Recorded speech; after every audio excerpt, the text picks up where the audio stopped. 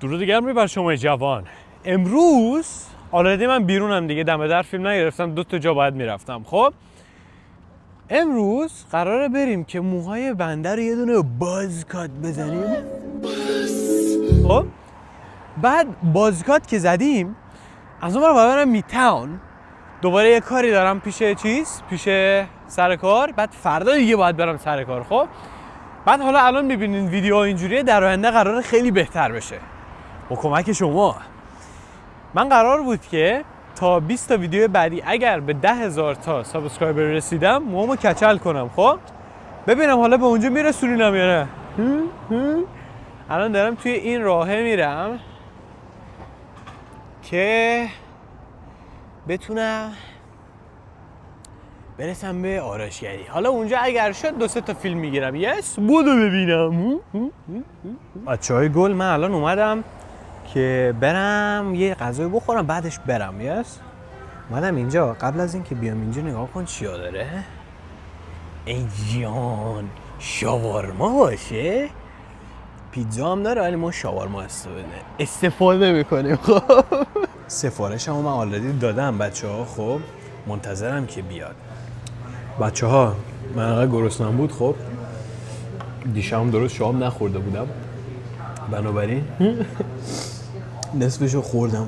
وای این چی بود به من داد؟ من فکر کردم تازه چیزه، فکر کردم ساندویچه. ساندویچ نیست، لامصب غذای قوله. او مای گاد. عادی اینو بزنم تو گوشش بریم آرایشگاه، بعد از اون بریم میتام.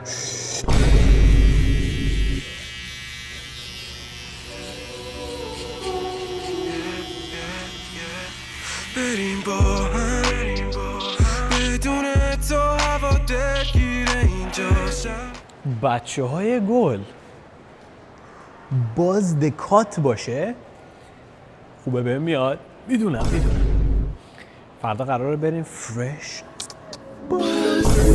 بریم چی؟ فردا قراره بریم سر کار، بنابراین اینجوری قشنگ تمیز باز. حالا تنها کاری که الان دارم میکنم اومدم اینجا برم اینفورمیشن بانکمو بهش بدم، برگشت خب بدم بیام، بعدش بریم از شاپ، از باربر شاپ، از آرایشگاه که اومدم بیرون. نتونستم این کارو بکنم فیلم بگیرم برای اینکه داشت بارون میومد، بنابراین سریع سوار اتوبوس شدم اومدم. خوبه بهم میاد.